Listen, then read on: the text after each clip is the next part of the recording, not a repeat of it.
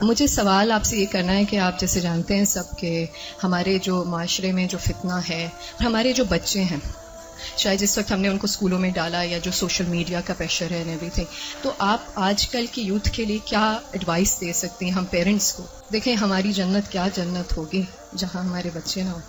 بہت مشکل ہے کیونکہ آپ دیکھ رہے ہیں ہر طرف سے media is playing such an important and such a difficult role کہ ہم پیرنٹس کے لیے اس چیز کو سنبھالنا بہت مشکل ہو گیا ہے اینڈ آل آف دیٹ. اور میں ایک واٹس ایپ پہ میسج مجھے ملا کہ what will happen to my children when I die, but سوچنے والی بات یہ ہے کہ what will happen to my children when they die. So اگر آپ کوئی ایڈوائس دے سکتی ہیں اس سلسلے میں تو بہت موزوں رہے گی. انہوں نے دکھتی رگ پہ ہاتھ رکھ دیا ہے اور بہت ہی اہم سوال ہے یہ. حقیقت یہ ہے کہ یہ ہر گھر کا مسئلہ ہے، ریلیجس فیملی ہے یا ریلیجس نہیں ہے، یہ مسئلہ ہر جگہ ہے، پڑھے لکھے ہیں یا ان پڑھ ہیں. آئندہ جنریشنز بہت بڑے فتنے میں ہیں، فتنہ ہر ہاتھ میں ہے اور وہ بڑھتا ہی چلا جا رہا ہے اور پوری دنیا ان کے سامنے ایکسپوز ہو چکی ہے. یعنی آپ کس کس چیز سے ان کو بچا سکتے ہیں، کس کس چیز سے روک سکتے ہیں؟ صرف ایک ہی حل ہے اور وہ روک اندر ہو، اور وہی تقویٰ والی بات ہے کہ جب تک ان کے اندر خود اللہ کا ڈر نہیں آتا، آخرت کی فکر نہیں آتی، اس وقت تک کوئی باہر کی چیز اب ڈھکی چھپی رہ نہیں گئی. آپ سو رہے ہیں، آپ کو نہیں پتا آپ کے بچے اپنی رضائی کے اندر کیا دیکھ رہے ہیں، کیا کر رہے ہیں، کیا سن رہے ہیں، کہ کانوں کے اندر کچھ لگا ہوا ہے، کچھ دیکھ رہے ہیں. اور پہلے تو کہیں کسی خالی جگہ پہ جا کے چھپنے کی ضرورت تھی، تو اب تو گھر کے اندر بھی ہر جگہ چھپنے کی جگہ ہے، کیونکہ جس اسکرین پر وہ سب کچھ دیکھ رہے ہیں وہ ان کے ہاتھوں کے اندر آ چکی. اس کے لیے جو پرسنل میرا ایکسپیرینس ہے وہ دو چیزیں. ایک تو یہ کہ ہم اسکولوں سے تو جو اسکول ہیں انہی میں ہی جائیں گے، اور جو باہر معاشرہ ہے اور جو کچھ ہو رہا ہے وہ سب وہ کریں گے، اس سے کاٹ تو نہیں سکتے. میں نے سب سے زیادہ جو دعائیں مانگی ہیں، رو رو کے مانگی ہیں، سجدوں میں پڑھ پڑھ کے مانگی ہیں، وہ اسی کے لیے مانگی ہے کہ اللہ میرے بچوں کو ایمان دے. یہ صرف پچھلے 5 سال میں جتنی چینجز آئی ہیں وہ اس سے پہلے شاید کئی 100 سال میں نہیں آئی تھی. اور پھر دوسرا کیا کیا، یعنی اللہ تعالیٰ سے خود ہی مانگا. دوسرا یہ کہ ہر تھوڑے عرصے کے بعد عمرہ، اللہ کے گھر چلو، کیونکہ اللہ کے گھر کا جو جلال ہے، اور اللہ تعالیٰ اگر انسان کو کہیں سب سے زیادہ محسوس ہو سکتے ہیں تو وہ بہت جگہ ہے. یعنی ہمارے ملک میں، ہمارے گھروں میں، ہمارے ماحول میں وہ فیلنگ نہیں آتی جو وہاں جا کر آتی. تو الحمدللہ ان عمروں نے، اللہ کے گھر کی زیارت نے دل کے اندر تھوڑی سی جگہ بنائی اللہ کو پہچاننے کی.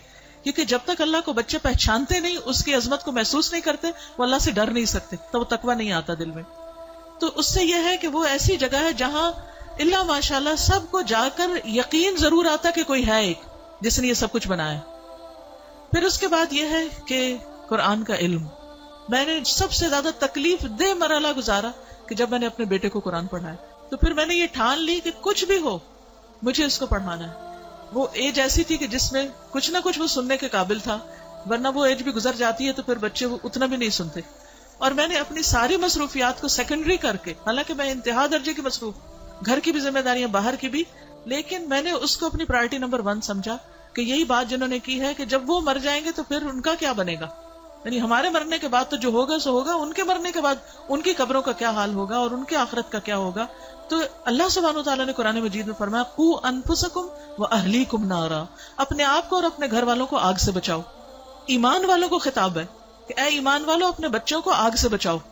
تو پھر میں نے اس کے ٹائم کے مطابق جب اس کا موڈ بنے، لیکن روز کی شرط رکھی تھی کہ ہر روز پڑھیں گے تھوڑا تھوڑا، 2 آیتیں 4 آیتیں، 1 رکوع 2 رکوع 1 رب، اور اس طرح کر کر کے میں نے پورا قرآن اس کے ساتھ پڑھا کہ مجھ سے نہیں ڈرے، اللہ سے ڈرے. میری خاطر نماز نہیں پڑھے، اللہ کی خاطر پڑھے.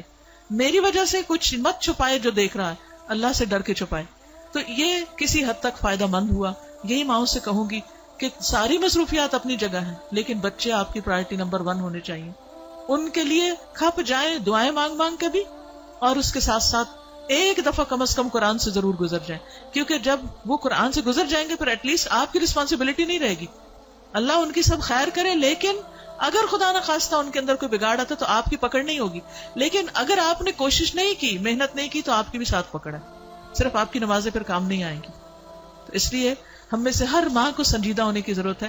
چاہے رونا پڑے، محنتیں کرنی پڑے، بھوک کاٹنی پڑے، کچھ کرنا پڑے، لیکن پکڑ کے بیٹھے، خود بیٹھے. یہ مولویوں پہ نہ چھوڑیں کہ کوئی اور آ کے لیکچر دے گا تو وہ سن لیں گے، اس کو بتا دیں گے، ابا کو بتا دیا، چچا کو بتا دیا، اس کو ماموں کو بتا دیا.